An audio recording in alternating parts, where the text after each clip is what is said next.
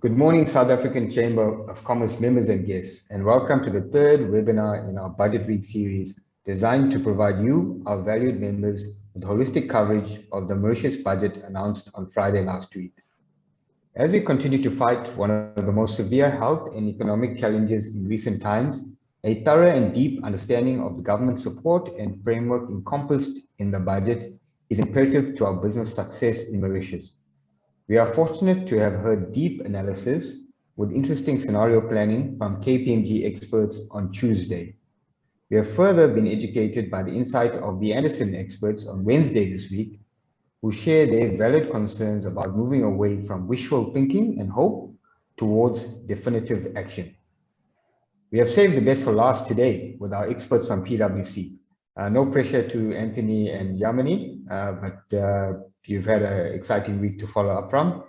Anthony is well known as a thought leader in Mauritius and requires no introduction on our island. But for the benefit of our viewers from the Cape Chamber in SA, the Singapore Chamber, the Asian Chamber, and the South African-based viewers, I'm pleased to introduce Anthony Leung Shung, country senior partner of PwC. With more than 18 years of experience in tax, Anthony started his career in the UK, where he remained for some 10 years. He has worked with business to help them unravel a range of tax issues involving both planning and compliance. He has developed tax strategies for a range of multinational clients, including plans for repatriation of income as well as asset protection. Anthony joined PwC in 2009 and was promoted to tax leader and partner in 2011. He became PwC Mauritius country senior partner in 2018. He was a regular speaker and contributed to tax and economic forums. He's a board member of Global Finance Mauritius, which undertakes activities to promote and reinforce the growth of the Mauritius financial sector.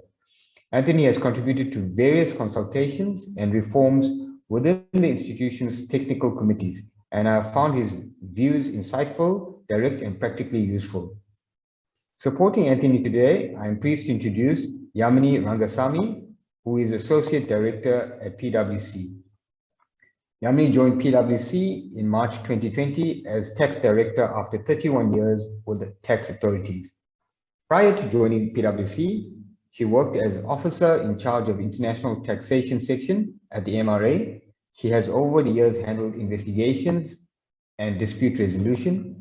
She has been involved closely with the implementation of minimum standards under the BEPS project. At PwC, she supervises compliance work for corporate clients, including multinationals, offshore corporations, advises clients on tax structuring, and oversees training to clients and the industry. We aim to present for about 40 minutes and then leave about 10 minutes for questions at the end. You may use the chat function on the Zoom webinar to submit your questions during the presentation. Our host, Catherine, will compile all the questions and then share in the Q&A at the end. I know I definitely have a few questions for Anthony and 𝗬𝗵𝗺. I now hand over to Anthony and 𝗬𝗵𝗺 for their perspective on the recent Mauritius budget. Thank you. Over to you, Anthony. Thank you, Bilal. And if I can have control of the presentation, please. Okay, Catherine, maybe let's hand over that and let's make sure Anthony's presentation is well up. So, Anthony, I see you. Cool. Is that being shown, Bilal? Yes, that's perfect. There we go. Okay, thanks, Bilal, and always a pleasure to be part of the budget discussion for the South African Chamber of Commerce in Mauritius. To all the attendees, good morning or good afternoon to you all, depending on where you are in the world. And great pleasure to be here. The budget has been a subject to much discussion and talk over the past week since the minister announced the budget last week. It's been subject to a lot of debate, a lot of comments around transfers, around debt to GDP, around the speed to recovery, as well as challenges ahead. So really what I will try to do today is to try and give some insights into what's really happening into the economy and take a closer look at some of these challenges, as well as some of these debates that are ongoing. So hopefully we'll be able to shed some more light on this. So the way we'll have the presentation today would really to be keeping it simple. We're first going to look at some of the economic indicators and understand the state of the economy, and then look at some of the key measures in terms of investments, sectors, and taxes as well. So if we look at the economy itself, I mean, one of the first things we look at is how the economy and the GDP has been growing or not. And if we look at the picture that's been drawn, we've seen that the economy was in a downward trend and has contracted by about 5.8% in 2019-20 and is expected to contract by another 5.7% to 2021. There's been some confusion because obviously the budget called that, you know, the economy contracted by 14.9%, and it was a bit unclear what that 14.9% related to, whether it was fiscal year, it was calendar year, and we had to do some kind of calculation in order to be able to arrive at those nominal figures. So we had to work with the GDP figures which were out in the budget. And what it shows is a sharp upturn in the economy going into the next year ahead, into 21-22. The budget talks about a 9% real GDP growth, but if you take account inflation that's expected to be 4% next year, we can see a nominal GDP growth of 13.3%, and that's what's being expected. Yes, it's from a low base, but where is that economic growth coming? I mean, that's the question I get all the time. Yes, we're expecting a rebound, but where is that growth coming from? And we'll see some of these measures and sectors to see whether this growth agenda is realistic or not. So if we look then against the performance of the economy, another factor we look at is the labor force. If you look at the labor force, the workforce, people in employment, fell by some 35,000 people in 2020, down from 550,000 to 515,000 in 2020. And if we look at this, it's performed better than we initially anticipated, at least the government initially anticipated. In the last budget, government expected around 100,000 of people being unemployed, and they managed to contain this number.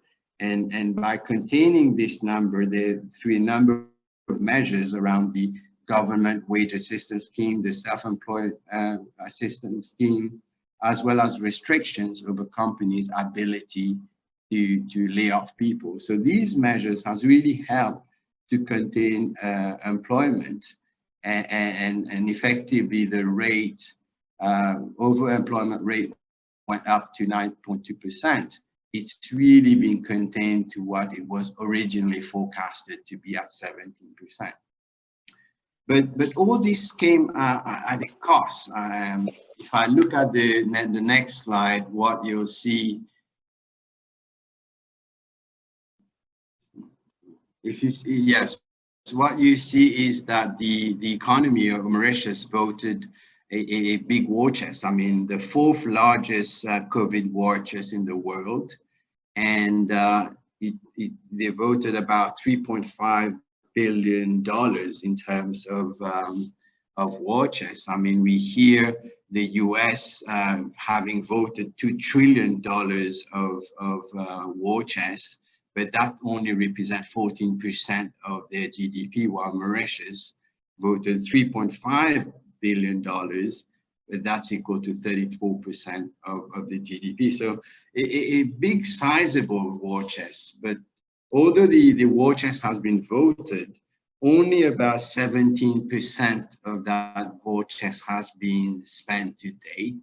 And whether, the big question is whether that money has been well spent or not.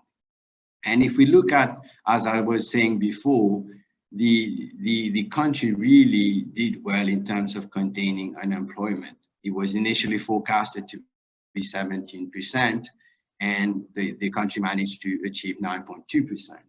If you compare that against some of the benchmark countries we've taken, the US, Singapore, or the UK, you can see only the US managed to better the unemployment rate compared to Mauritius. But that's taken into account that Mauritius and the US were forecasting far worse scenarios than Singapore and the UK. Yes, they didn't do as well as they anticipated, but their downturn was mitigated as well. And if you were to contrast that against economic growth, because one other aspect which is also important in terms of economic indicators, economic growth, and what you can see there is a different picture. Whilst Mauritius contained the impact of unemployment, you can see that in terms of economic performance, the country performed worse than it did initially forecast to be 7 against 14.9%, which was actual to 2020. So why has this been the case? Is that the extended lockdown that the country faced, as well as border closures, meant that there was a sharper downturn in terms of the GDP growth.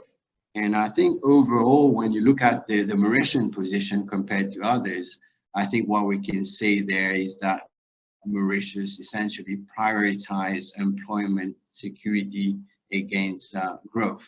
Others had a more balanced outcome, and some of it were performing somehow as expected. So that gives you a picture of what has been the priority of the government over the past year, and how they managed the economy given the war chest that they've voted.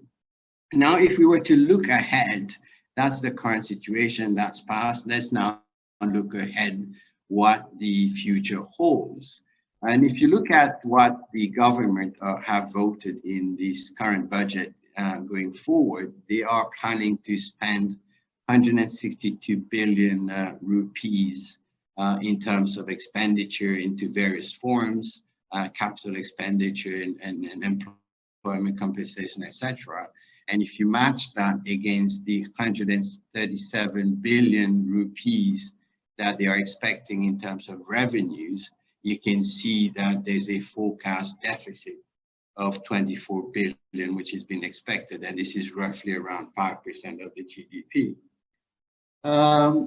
What the analysis I want to make here, although you can see that the recurring expenditure is down 10% from last year, that's mainly due to capital projects. If I take the recurrent expenditure of the government, excluding capital expenditure, you'll see that there's only a 0.8% decrease. And that's following, pre-budget consultation where the government signified the intention to reduce it by 30%. We can see that there's been little effort done in order to contain the recurrent expenditure of the government. On the other side, we can see that revenues has gone up. I mean, it says 11% down. It's because of this year there's no BOM transfers, etc. So if we were to remove those BOM transfers, we can see that tax revenues are expected to go up. And the question I'm getting from a lot of clients, a lot of observers, is whether the 5% deficit is realistic or not, and whether the increase in tax revenue collection is realistic or not. I mean, my answer to that is that there is a lot of comments about saying this is a no tax budget. But what I say is that if there wasn't any increase in tax collection in terms of tax received by government, this budget wouldn't have been feasible. this budget assumes a 34% increase in tax revenue, 30 billion rupees of increase in tax revenue to be more precise. And out of that 30 billion, 20 billion is going to come from goods and services. So essentially around VAT, which is going to contribute to 20 billion, and that represents a 35% increase from prior year. In taxes from companies and individuals are also forecast to increase by 27%, 6.5 billion approximately. So what the government is really relying, as we've seen, is that 13% increase in the GDP. So that would bring a level of buoyancy in the economy, but also they are going to be relying on consumption, because we can see that, you know, they're expecting VAT mainly to go to generate around 20 billion worth of revenues. So how realistic is that? The way I look at it, I look at tax to assess the reasonableness of this tax estimate. What I've done is I've looked at the percentage of tax revenues as a percentage of GDP, because that's typically a very good indicator. To the extent that, you know, GDP grows, that percentage more or less should remain in the reasonable range. I mean, even to the extent that there's not been any decrease or increase or new taxes being introduced. So that rate should generally be fairly constant. And when I do this analysis, what we can see that is the pre-COVID level, the tax revenue as a percentage of GDP was around 19.8% in 2018-19. And what the government is forecasting for the next year is that this will go up to 22%. So it's a significant uplift in terms of the percentage of tax revenues that the government is expecting as a percentage of GDP. So I think this is on the high side, is more optimistic. And what the government is expecting is that we'll get back to a pre-COVID level where there was significant momentum in the economy in one year, and will even be better than that, because we are beating the 19.8% which was there previously. So I think overall, I think that tax revenue estimate, I think, is highly optimistic, and to the extent that there is that level of consumption and buoyancy, I think that budget deficit will be under pressure and it's likely to increase.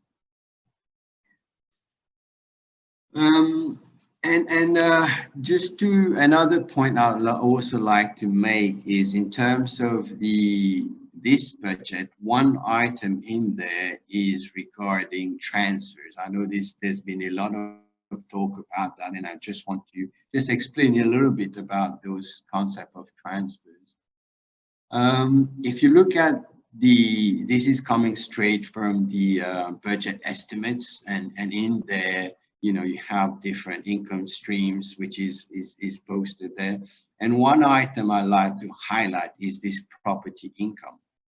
And they are expecting 11.4 million. The government is expecting 11.4 compared to only 1.8 million in the prior year. And what this 11.4 million really relates to, I mean, there's different breakdowns, but the bulk of it is coming from parastatal entities. So essentially around the FSC, the CEB, the STC, the MPA, etc. So what's really happening here is that those parastatal bodies have excess cash, and those excess cash are not necessarily being utilized. The intention here is to do some cash sweeping of these parastatal entities in order to use that money for the general budget. So from my perspective, once those funds are transferred, it would really deplete the firepower of some of those organizations. such as the FSC or the CB, the ability to make investments where it's required or tackle future challenges. But more importantly as well, some of these funds have been collected with the view of promoting these sectors. For example, financial services commissions taking fees, etc., to promote the financial industry. Now what we're doing here is taking this money to fund the general operations of the budget. I think that's one thing to watch out, and one item which is causing quite a lot of debate in these post-budgetary commentaries. One of the big features of the government budget is also the public infrastructure. Public infrastructure has been a dominant feature of all recent budgets, and I just wanted to look a little bit closely in terms of those infrastructure projects or big project going on. So if we look at the public sector investment program, there's about 190 billion rupees to be invested in the next 5 years.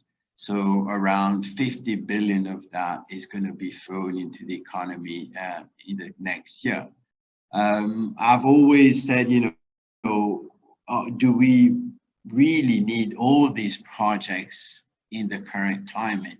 I mean, are these drivers of economic value? What value are we going to be getting from some of these projects? And if you analyze the composition of these projects, what you can see is that 47% of those projects have some economic value, while 53% are really projects geared toward the social sector. And if you further break it down, you can see on the economic side, a lot of it is going to road, land, and transport projects, some of it in energy. And if you look at the composition in the social side, you can see a lot of it's going to environment and social protection. I think my comment to that is, obviously we need to build a more sustainable society, a more inclusive society. But do we need some of these projects right now, and can we afford some of these projects in this time of crisis?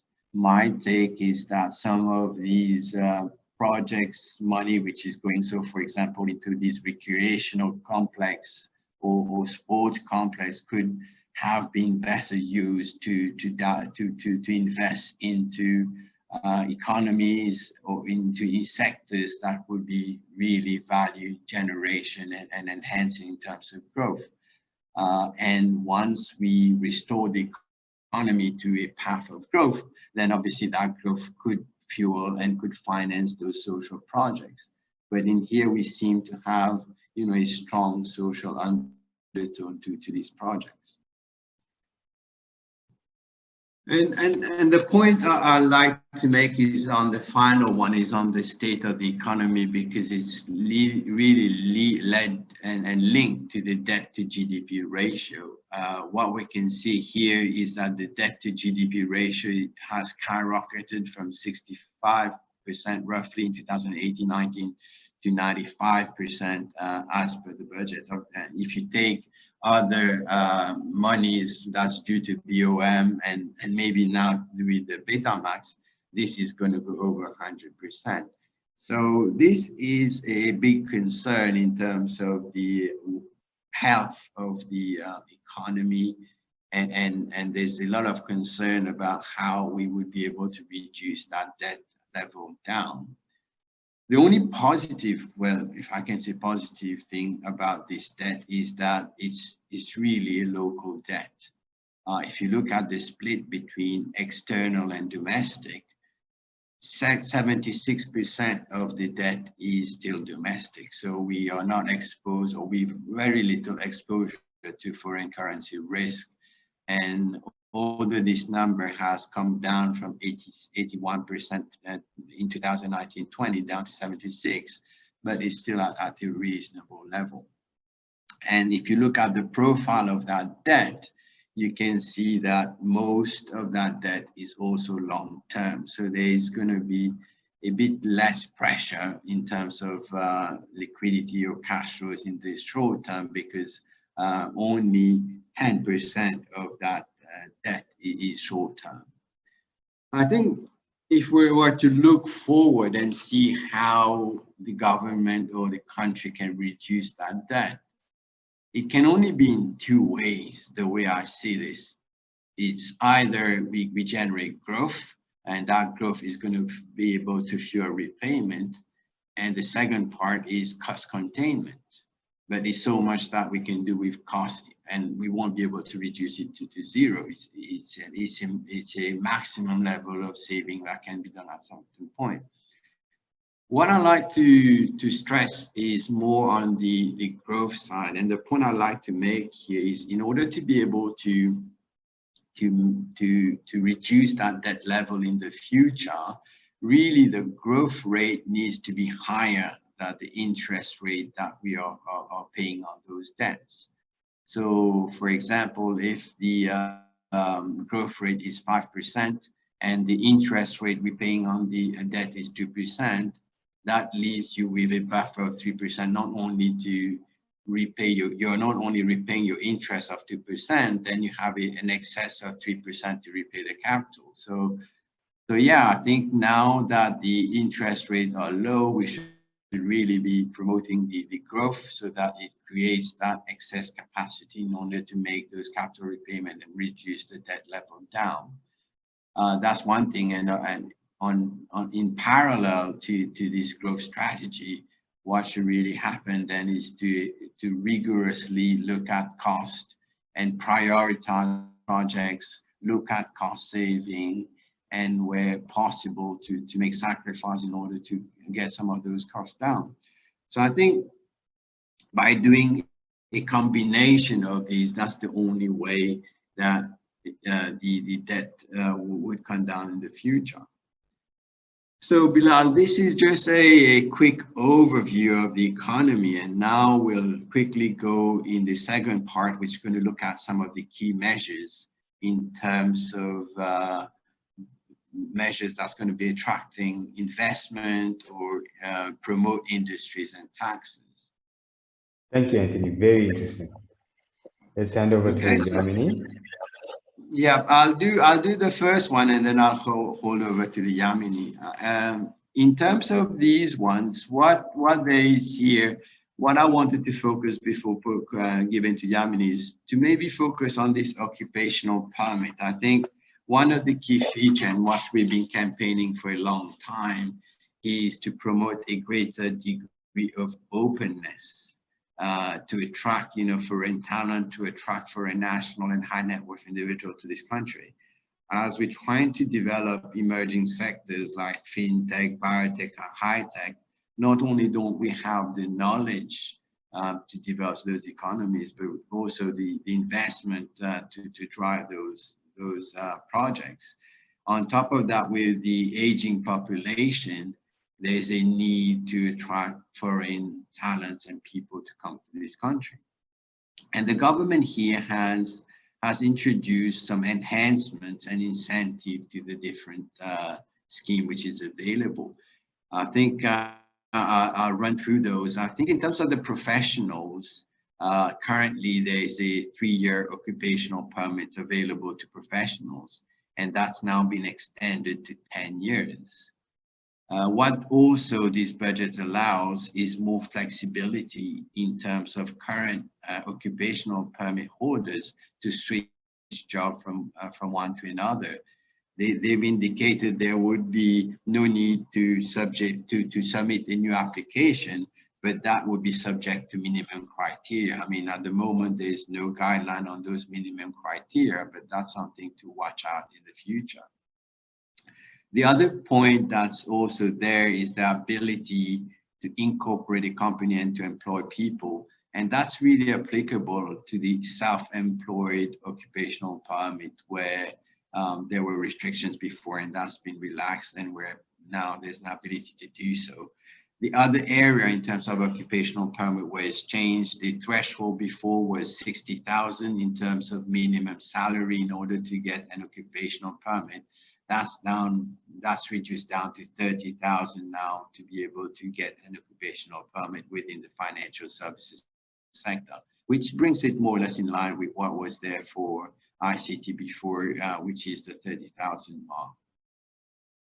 In terms of retirees and high net worth individual, the dependent visa application for child, there was previously a cap of 24 years old. That's now been removed and there's no more that cap. There's also an introduction of the family occupational permit that would give the whole family eligibility to stay in the country to the extent that, you know, $250,000 is paid to a COVID fund. And there was this announcement. Last year, there was also another announcement which was similar to that, the spouse exemption. So to the extent that an occupational permit holder was in Mauritius, their spouse could work without any restrictions.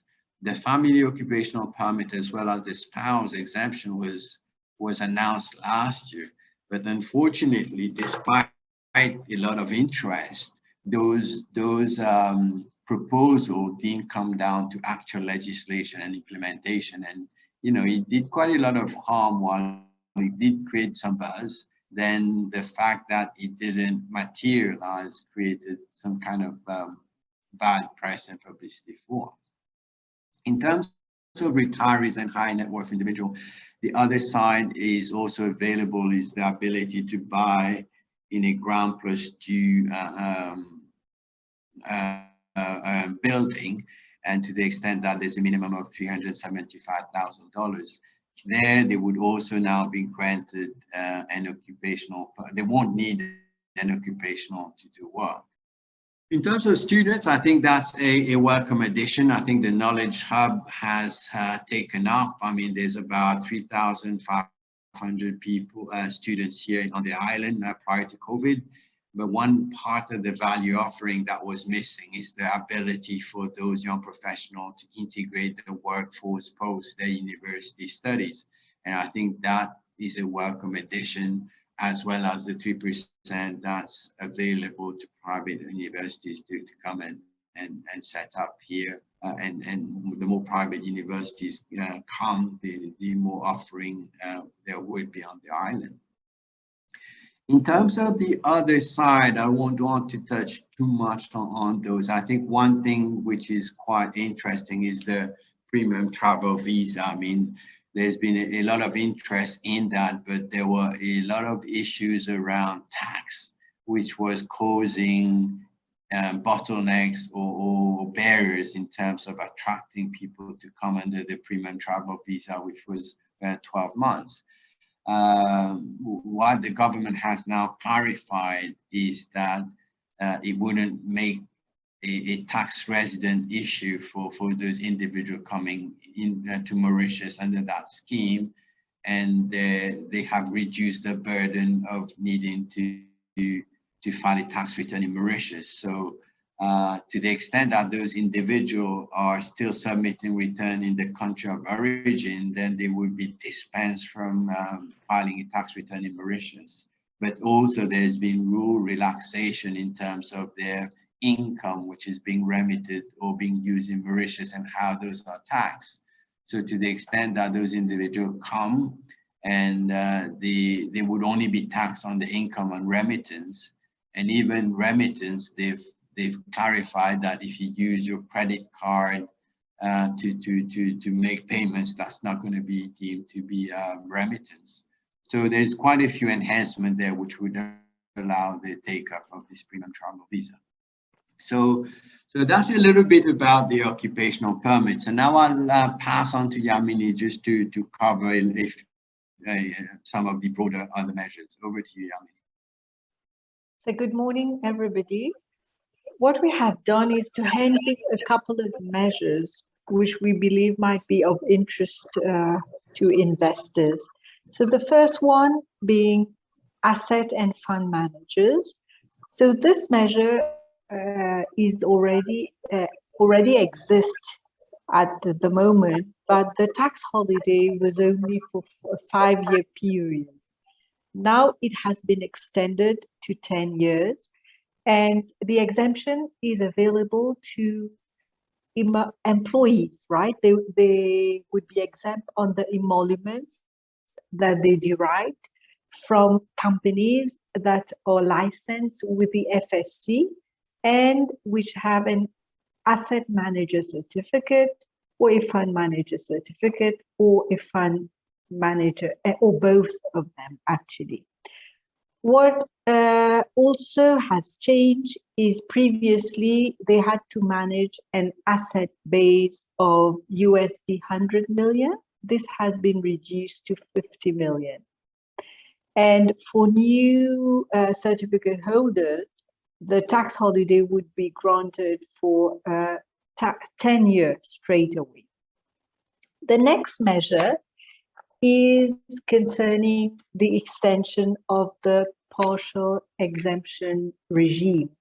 Now, there was a big reform that was done in the global business sector a couple of years ago, in line with Mauritius wanting to be compliant with the OECD and the EU initiatives. And Mauritius did away with the deemed foreign tax credit regime and introduced a partial exemption system. At present, this partial exemption system is applicable to 8 income streams. Now, there has been 2 more income streams that have been introduced, and one of them being licensed investment dealers. And of course, that regime will be subject to meeting conditions of substance. And what this means is normally those licensed investment dealers would have to be based in Mauritius. If it is a company, the company would have to incur a minimum amount of expenditure. And in terms of the employees, they would have to be employed either directly by the company or indirectly, but still they would have to work in Mauritius. And the aim is to have suitably qualified employees and to have substance in Mauritius. So, Tony, could you please move to the next slide? Then we have the biotechnology and pharmaceutical companies. There has been introduced a reduction in the tax rate, and those biotechnology and pharmaceutical companies are currently taxed at the rate of 15%, and this tax rate has been brought down to 3%. On the next slide, you would see that they also will benefit from full tax credit on the cost of acquisition of the patents. And now what is interesting also is that if they claim investment tax credit and they have unrelieved investment tax credit, they would be able to carry it forward for a period of 10 years. Now, I have to say that currently, any capital expenditure incurred on plant and machinery for companies engaged in the manufacturing or production of pharmaceuticals would benefit for a tax credit of 15%. Of course, if you're taxed at the rate of 3% and you get a tax credit, so chances are you would have unrelieved tax credit, and I think this measure is going to be some kind of relief to those companies, and even they might not pay taxes for a couple of years, because if you take into account the full tax credit that is available on the cost of acquisition of the patents. Then you have a new incentive framework on the next slide you would see that has been introduced. And in order to benefit from all those tax incentives, companies would have to register with the Economic Development Board. And those incentives are applicable to specific sectors that are listed, going from healthcare to aquaculture, etc.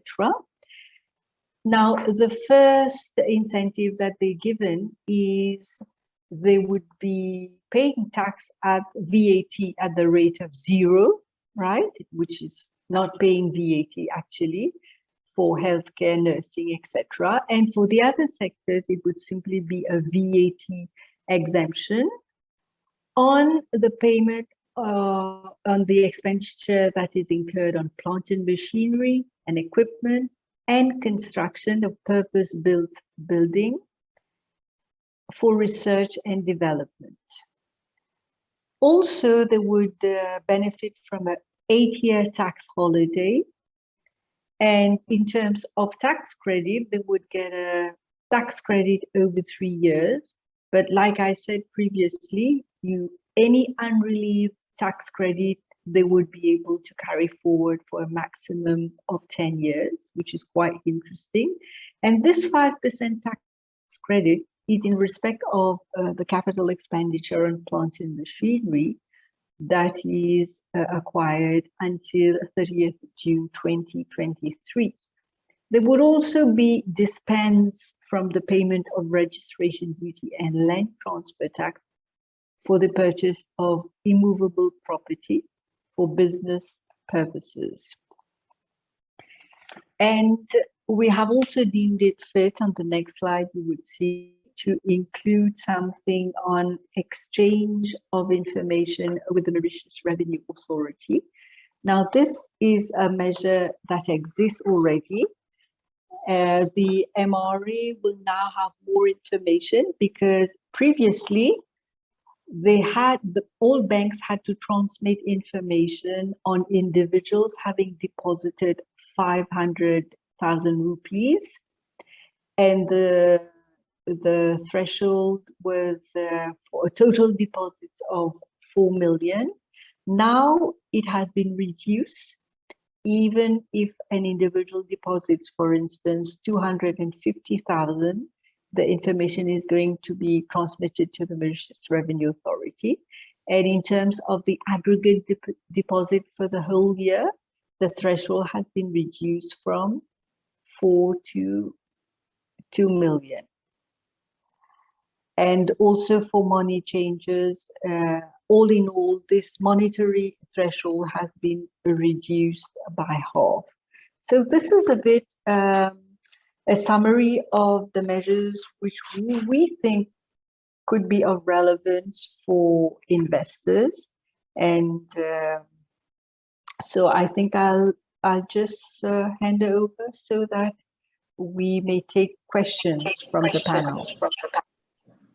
Thank you very much, 𝗖𝗵𝗺. And over to you, Bilal. Thank you very much, Anthony and 𝗬𝗺. That was fantastic. A good understanding of the key initiatives we've seen come through. So we've got a couple of questions that have come through. Let's maybe start with the first one, I think from 𝗬𝗵𝗺 𝗦𝗵𝗺 from Super Group. So it's a question regarding the family occupational permit regarding the $250,000. Would this OP be subject to the usual conditions and can be withdrawn at any time without any reason? So it's a bit of a hard question, and I think more aligned to an EDB or government type question. But I'll leave it to you, Anthony. Is there a comment on that question? No, I think, Bilal, at this stage, you know, they've just announced. I think the condition is that the only thing they've prescribed is the 250, which is being paid to the COVID fund. But in my mind, it would be the same conditions that typically apply to the OP in terms of the rights of the government to withdraw and the normal practices in terms of being a good citizen, etc., would be applicable here.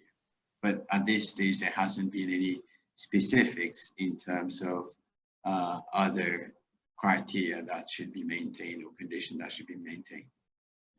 Cool. Just further questions from Sama while we are looking at his ones are, in the previous budget, we had the ability for the spouse to work under the occupational permit. I think there was some confusion around that, and then it came in and out. And then the question is, why was it not implemented previously, and will it be implemented in this budget? Again, Anthony, it is a bit of a hard question. It's more of a government EDB type question. Yeah, I can only share what I think, in terms of this one, as I said when I was talking, is that this was a budget, a measure which was announced last year, and unfortunately it didn't get through. And my understanding is probably there's been a bit of lobbying around, how foreigners taking jobs locally, and that's been an issue in terms of protectionism of the local employment. But I think what's changed since last year is, I think there is a recognition that there is a need now to open up, and it seems to be that they are going to make that step further. Whether they do it, that's going to be their question, but I don't think it would do a lot of harm if 2 years in a row something is announced and it's not done, and I think that's doing a lot of discredit for the country. Yeah, I agree. I think it's very important that the government follows through with the initiatives that they propose. Following on from that, a question here around changes to properties in relation to the Non-Citizens Property Restriction Act are still prohibited. What is the impact thereof, as property cannot be used as security to cover a bank loan? I think this is in relation to changes to the requirements for IRS, where the sale of that IRS is also subject to approval from the PMO. On the good side, it does look like these extensions to the permanent residence out to 20 years now would help the applicant of a loan to get a longer loan term, which should help holders of permanent residence to buy property in Mauritius. But on the other hand, these restrictions around the transfer of that property could result in a negative impact on the property industry in Mauritius. So Anthony, what's your view on the changes to the Non-Citizen Property Restriction Act? At the moment, on this side, it's still the same. The only thing they've changed, as far as I remember, is there's been a change that allows holders to buy properties within smart cities, and that's been extended, and that's available. And on top of that, they've extended that ability for non-citizens to buy to PDS schemes as well. So those are the eligibility criteria. But in terms of getting rid of kind of PMO approval on purchases in general, I know government has been quite reluctant to give that away in terms of a condition. So I don't think that's likely to fall off anytime soon in terms of this restriction. Yeah, and I think there's a bit further confusion around whether there is going to be an approval required on the sales side and an approval required on the purchase side, which is something we're also taking up with the EDB from the South African Chamber perspective. Anthony, another question: bearing in mind the budget deficit and trade deficit and further infrastructure plans which will require further imports, what is your short-term and long-term outlook on the dollar rupee? I think if you see how the dollar rupee has if you see how the dollar rupee has behaved compared to, let's say, the sterling rupee or the euro rupee, you can see that the dollar rupee has depreciated less than some of these other currencies, and I think that's mainly due to the the fact that the government has, or the Bank of Mauritius has been intervening at regular intervals in order to be able to maintain those dollar rupee rates. So I think going forward, given the pressure on foreign currency reserves, as well as indicated the imports and the trade flows, and depending on how tourism picks up for currency inflows as well, I think there will be a lot of pressure on the rupee, and I think it would depreciate in the short term. Bilal, I think that's goes. The pressure is going to be there. The fundamentals are there, and I don't think it will. There's another direction to that. Yeah, I mean, unfortunately, our Mauritian economy has been one of the hardest hit in the world by COVID, and our major pillars are highly linked to either COVID or the blacklist issues. In terms of those dollar reserves, what's your view on the current Mauritian dollar reserves available? How many months or years would you say we have available? Yeah, I mean, I haven't seen the latest statistics, but you know, the reserves were there in terms of copper, import copper.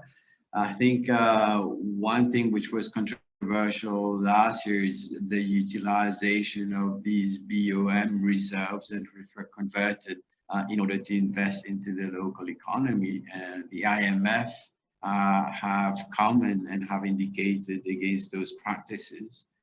And I think, you know, some of these reserves has already been converted and has been treated as advances.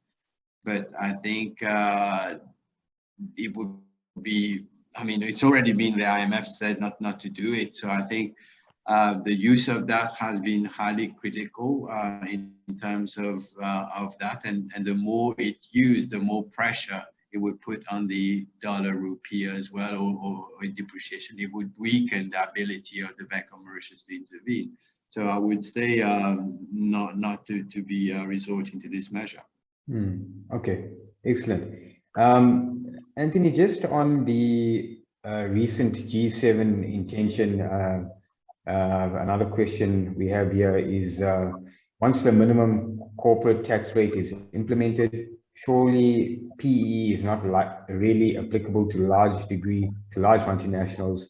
Therefore, assuming that amount would be equal to the country report of 750 million euros.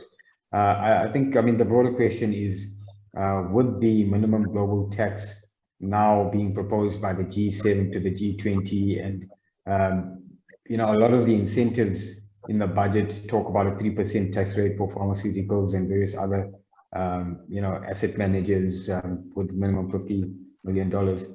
How do we see this global minimum tax rate playing out in terms of impact on Mauritius IFC sector and wider Mauritian incentives? Yamini, do you want to take that one?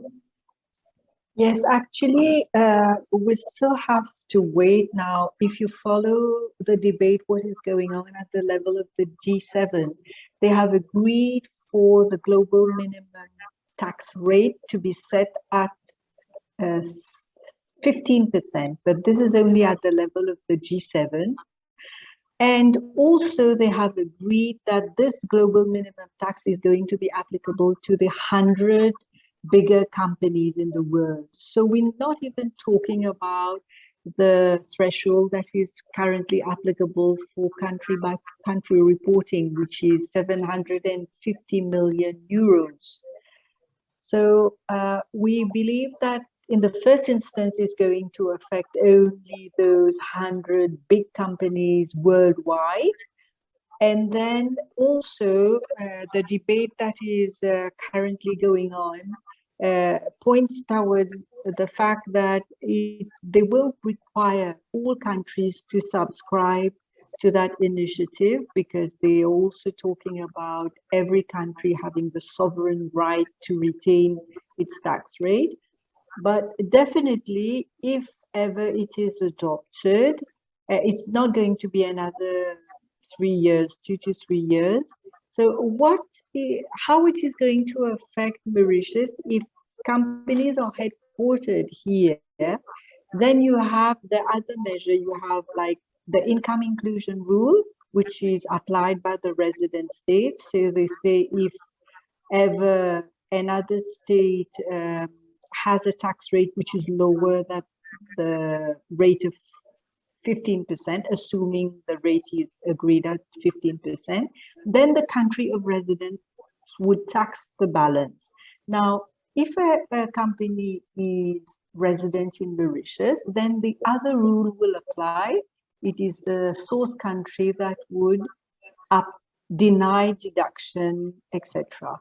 But times are still early to see how this is going to play. We still need to await what will happen at international level, because there's a huge power game going on between countries at the moment in terms of the carve out. And also, you know, the Biden administration has proposed this 15% rate, but it's yet to go into Congress and get approved and etc. Yeah, fantastic. I mean, I think we do have a little bit of time to prepare for these things, but I think the writing is clear on the wall that is coming at us, whether it's 1 year or 5 years or 10 years. But I think now that it has been raised and it does have some agreement, it eventually will start to impact us. Just looking at imports versus exports, I think what Mauritius possibly needs to do is focus on new innovative imports. And I mean, we see countries like, I mean, El Salvador is not really a role model country, but we see countries like El Salvador looking at, you know, Bitcoin legal tender and Bitcoin mining. If we just approach fintech as an avenue for new innovative exports, for example, turning the green economy into an export credit generation business where we can actually monetize the green economy to selling carbon credits and increasing dollar reserves, or whether or not we want Bitcoin to be, you know, a legal tender in our country, you know, there could be a value to mining Bitcoin in Mauritius using renewable energy and then selling that Bitcoin to create an export of a particular digital asset that then could bring dollar reserves to Mauritius. What do you guys think of innovative exports and carbon credits, crypto, Bitcoin in terms of the future of Mauritius? Yeah, I mean, you know, Bilal, I think that's really interesting. I think where the country is at the moment, we are still thinking traditional ways, and we need those innovative and mind-stretching to get that growth going. I think one thing is clear before I come to this crypto or carbon credit. I think without even getting into that, I think there's an element of local demand. I think if you look at the local market is around a 20 billion rupee worth of energy, and that is mainly from fossil. So if we look at the consumption of green energy today, it's roughly around 25%, and the government wants to get this up to 60% by 2030. So even without going into carbon credits or Bitcoin mining, there's already a potential for that here in Mauritius in terms of local demand and green sector. And that's why I think government has been pushing for that industry, given that, you know, we have all the resources required, whether it's the sun, the wind, or the waves. I think that industry has momentum, but on top of that, I think it's just not the industry itself. I think if we look at world trends, the world is moving into ESG, environmental, social, and governance. And I think if that green or renewable or sustainability moves, it would have spillover effects on other sectors of the economy. So for example, tourism or even manufacturing, there could be an enhancement in terms of the value offering of those sectors as well, whether it's ecotourism or low carbon emission manufacturing. All these are expected to grow exponentially in terms of the coming years. And now if we come to the monetization of this industry itself, how we can not only be green, but how do we monetize it? I think there are great ideas that you've put here in terms of carbon credits. There are already standards around, qualifying projects or, the rates that you can get those carbon credits at. So no, I think I've personally not think about that in the past, but it's certainly a way we can monetize that industry by trading those carbon credits and having those renewable sectors here. And I think Bitcoin mining has been a topic of the day. I know we Mauritius has been talking about fintech, crypto, digital currency, etc. But this is not really necessarily in line with the same thing, but we're talking about Bitcoin mining. I think this is a space we want to get into, and potentially we can monetize whether we want to Bitcoin or not. It's a way, to mine it and to sell it and to get the revenue. It's a means to an end.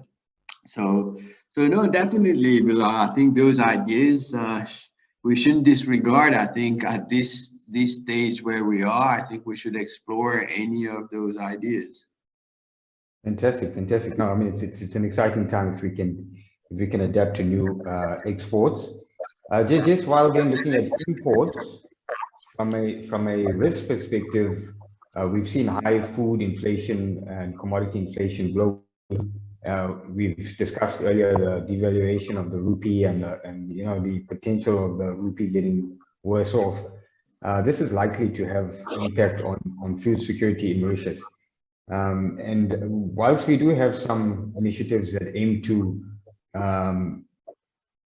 encourage agriculture and grow local food production in country, there's still a mindset in Mauritius that agriculture is an industry of the past, and it's not a sexy industry to be involved in.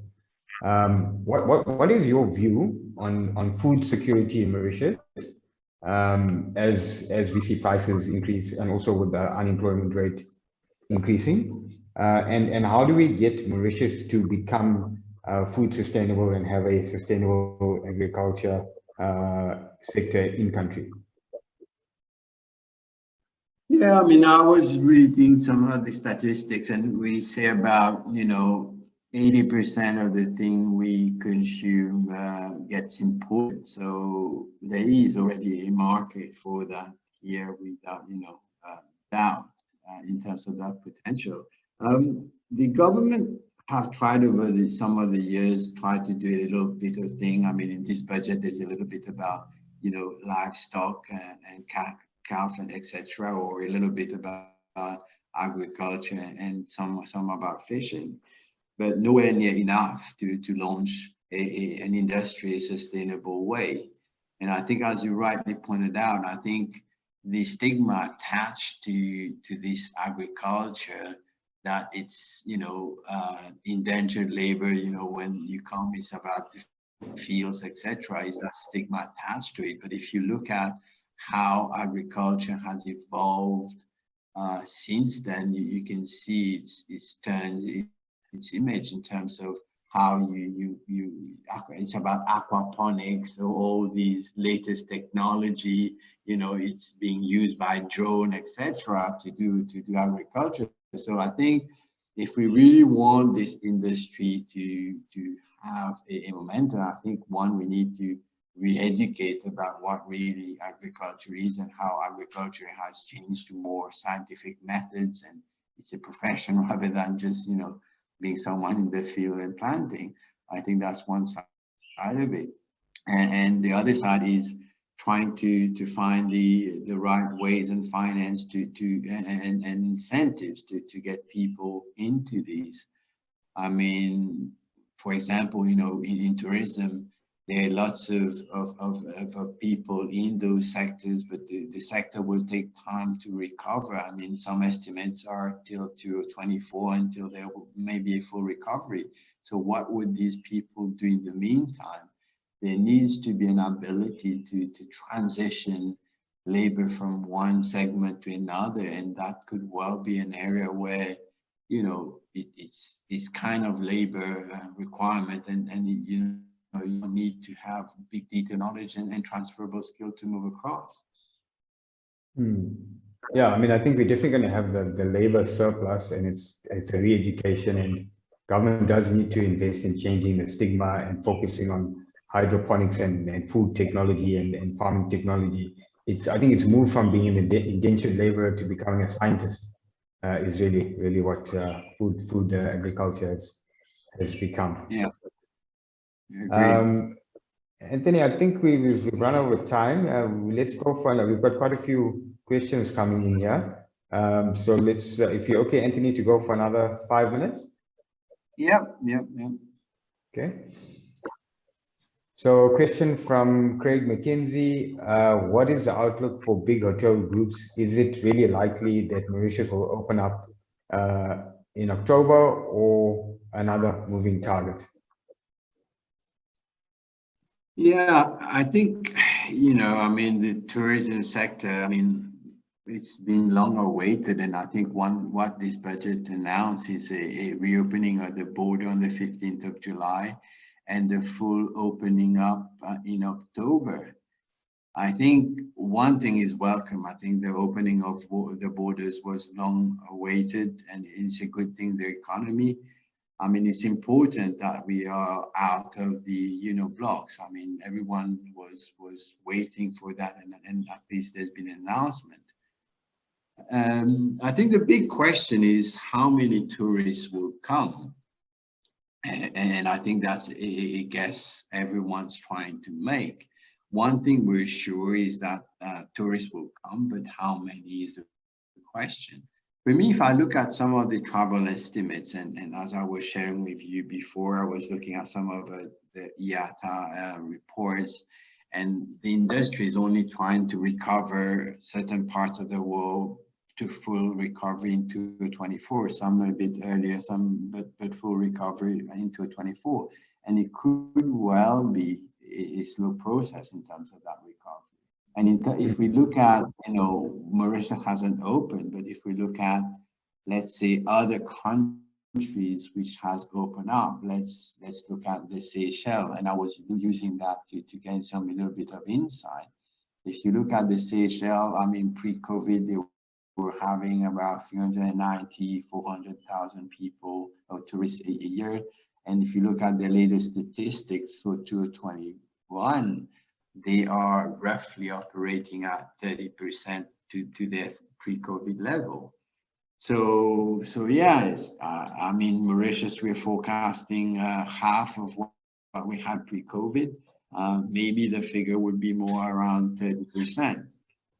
And I think if you have that rate of occupancy and flow through to Mauritius and a recovery period till maybe 1 or 2 years additional, you know, it would need a kind of restructuring of some of these hotels to loosen or reduce the cost, because you won't be able to sustain that for that whole period of time.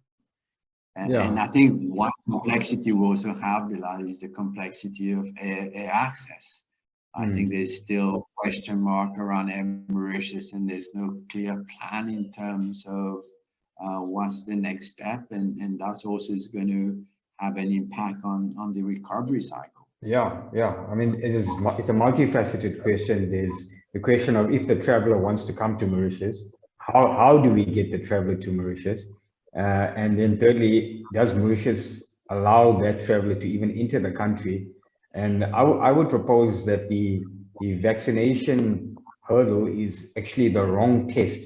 We currently, for example, we're speaking from the South African Chamber of Commerce, you know, the bulk of South Africans who are now have antibodies for COVID have had natural antibodies from surviving COVID. And herd immunity is being approached from that perspective because there aren't enough vaccines in South Africa. So what then happens is if Mauritius insists on a vaccinated traveler to enter the country, we are then excluding a lot of travelers or potential travelers who actually have the antibodies, but got it through natural COVID recovery. So I would propose that the government changed the test from a vaccination card to an antibody test with a confirmation that such person actually has recovered from COVID. What do you think of something like that, Anthony? 𝗖𝗵𝗺, you're really pushing the boundaries and trying through that innovation, and I like it. I think being traditional, you'll look for the vaccine passport, and I guess that's right. I mean, that's a more conservative approach that the government would be taking, and having seen, the general philosophy, they're probably going to be kind of maintaining that line of vaccine. Whether then antibodies test or vaccine or kind of report could be an option. I think if you look at it, what you're explaining at the end of the day, vaccine is trying to get you the antibodies, and the antibodies you can get it either for the vaccine or for having had the virus and being cured by it. They both kind of serve a similar type of theme. So yeah, I think it's a great idea. Whether we could have antibodies test, I mean, I know we can have vaccination passport, whether we can now have antibodies test, and how easy or valid those would be the question. I think it's a great idea, but I don't know how implementable that could well be in terms of getting those antibodies tests available and confirm, and a hospital or a doctor to confirm these. So no, I think it's a good idea, but I don't know how fast because it would depend upon collaboration, and there are all sorts of political plays at play as well, because vaccination companies would like vaccination to happen. If we're going for antibodies, there's that whole interplay as well, which needs to be taken into account, and how many governments, pharmaceutical companies will go for that sort of approach. Yeah, I mean, there's always a bigger money and corporate play behind some of these requirements. Exactly. Yeah. Exactly. And then some questions on the CSG. And I think it was quite a contentious issue for many of the foreigners who made those contributions. So in the previous budget, CSG beneficiaries and amounts were to be defined. Has this been done? Will the contributors receive the benefit, or will only certain persons receive the benefit? Will the pension reforms take effect? Currently we're having the 5 different funds: Section 109, Employees' Rights Act, private funds, portable retirement funds, NPF, and all CSG. All this to achieve a single goal of being a pension. So how do you see pension reform, CSG, and the benefit or the beneficiaries of these payments eventually? Yeah, I mean, in terms of the CSG itself, this was a major reform in the last budget, and government is looking at how to. But the CSG was introduced with a broader view to reform the pension industry. One is to be able to make payment for the pensions that they are proposing to increase in the next few years. But in this budget, what there has been is the introduction of the deductibility of the individual pension scheme. So taxpayers will be able to deduct up to 30,000 rupees of contribution to a personal pension scheme. So if I look at this, what this seems to suggest, although it can be looked at a micro measure, I think there is some kind of indication that government wants to allow for a greater use and adoption of personal pension scheme. And that's probably going to be one of the direction going forward, Bilal, on this. But as for CSG, I recall there was a change that was made and probably an exemption for foreign national, but I would need to double check on that. Maybe Yamini, do you recall on that one? Yes, actually, there was an amendment made to the CSG regulations in April of this year, April 2021. And as it is currently, non-citizens are not required to contribute to CSG. So what is going to happen is that the amount of contribution that has been made from September 2020 until this legislation was passed, or until current date, is going to be reimbursed through the employer. Oh, that's very interesting. I didn't know that, Yamini. Okay. You can get some money back, Bilal. No. But then companies would have to approach the MRA, right? It is on a case-to-case basis. They will not issue a communiqué, I'm told, and then the MRA would proceed with the refund.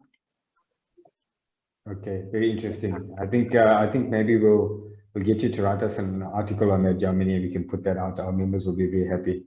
There's been a lot of discussion on that point. Regarding fintech, the EDB has proposed establishment of a fintech learning center, which is welcome but not likely to yield a quick start to the fintech sector. Innovation is always far ahead of regulation and far ahead of traditional education. So learning needs to happen at the coal face.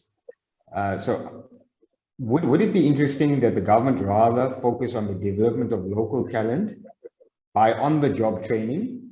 And this can be facilitated by attracting world-leading fintech firms to Mauritius, and then creating an obligation for those firms to hire a fixed percentage of Mauritian local talent for training. And that talent could be supported by a 𝗬𝗺 program or similar.